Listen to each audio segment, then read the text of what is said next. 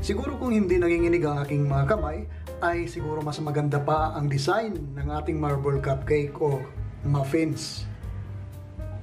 Hi, I'm Dance, and this is my channel.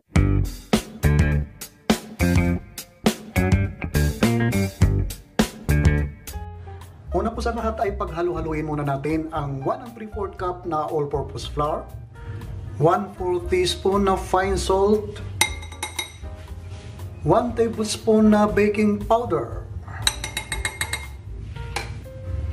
Haluin lang natin ng maigi hanggang sa mag-combine po ang ating mga dry ingredients dito. At saka po, set aside muna natin ito. Sa isang malaking mixing bowl naman ay paghaluin natin ang 1/4 cup na melted butter, 1/3 cup na canola oil.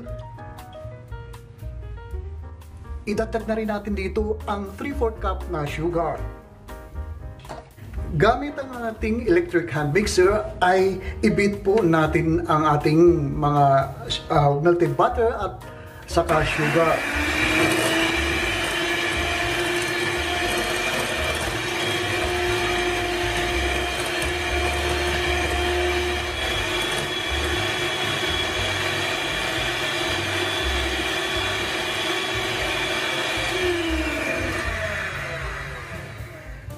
Idagdag naman natin dito ang ating 2 large na mga itlog.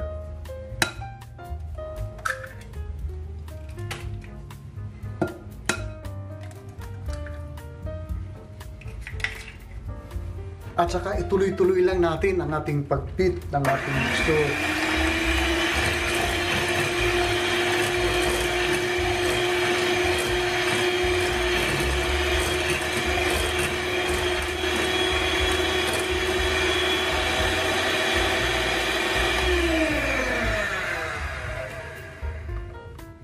Magdagdag din tayo dito ng 1 teaspoon na vanilla essence at ituloy-tuloy uli natin ang ating pagbibit.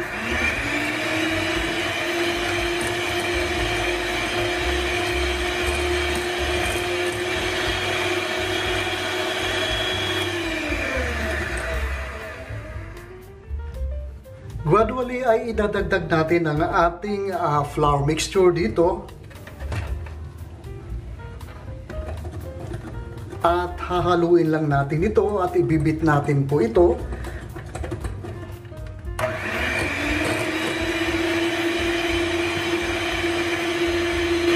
Alternately with 3/4 cup evaporated milk.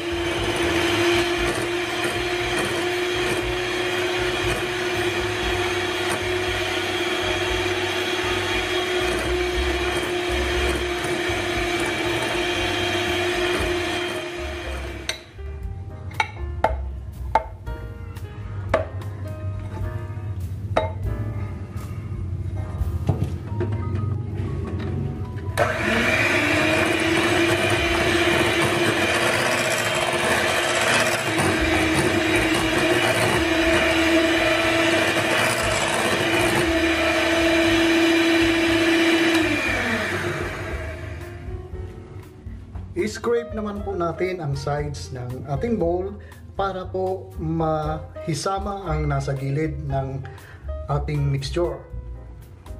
Haluin lang po natin ito ng ganito. Haluin lang natin, haluin ng haluin. At ganito dapat ang consistency ng ating batter dito. Kukuha naman po tayo ng mga 3 tablespoon dito sa ating butter.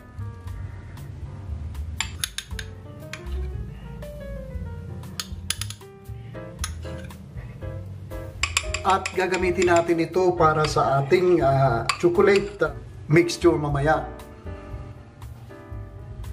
Dito ay maglalagay tayo ng 1 tablespoon na cocoa powder at hahaluin lang natin ito ng hahaluin hanggang sa mag-well combine po ang ating butter mixture dito.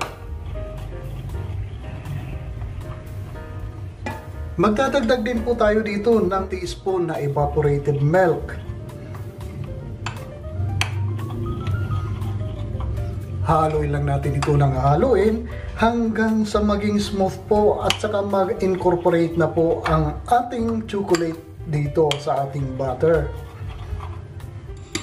At pagkatapos po ay ilalagay natin sa isang piping bag itong ating chocolate mixture.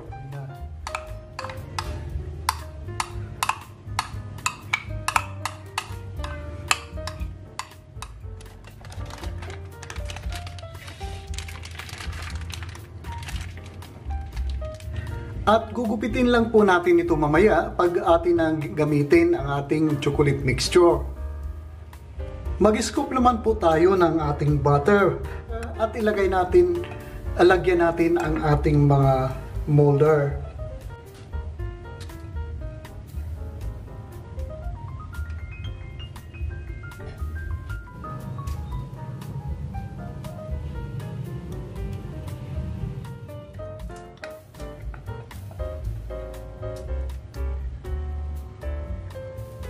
Ngayon naman po ay i-pipe in natin ang ating chocolate mixture.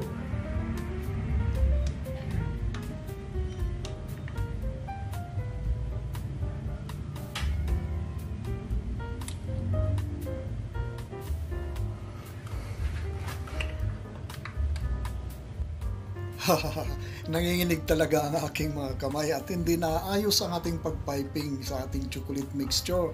Pero okay lang yan, okay lang yan. At pagkatapos gamit ang isang toothpick ay lagyan natin ang design ang ating cupcake dito.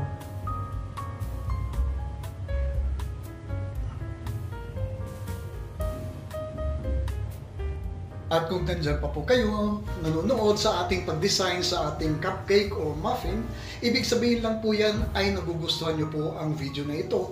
Paki-comment nyo naman po kung saan lugar kayo nanonood para i-shoutout ko po kayo at ang lugar nyo sa susunod kong video uploads.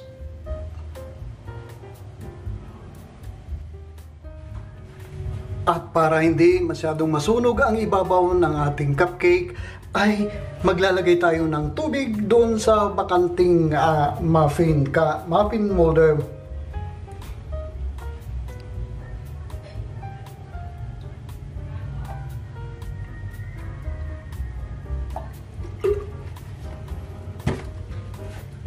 At ito na, i-bake na po natin ito.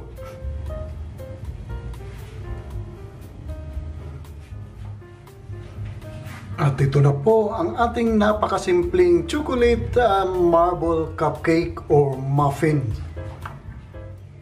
Ngayon naman po na malamig na ay unmold na natin ang ating mga muffins or cupcake. O ganito ang itsura ng ating marble chocolate o chocolate marble cupcake or muffins. Siguro kung hindi nanginginig ang aking mga kamay, ay siguro mas maganda pa ang design ng ating marble cupcake o muffins.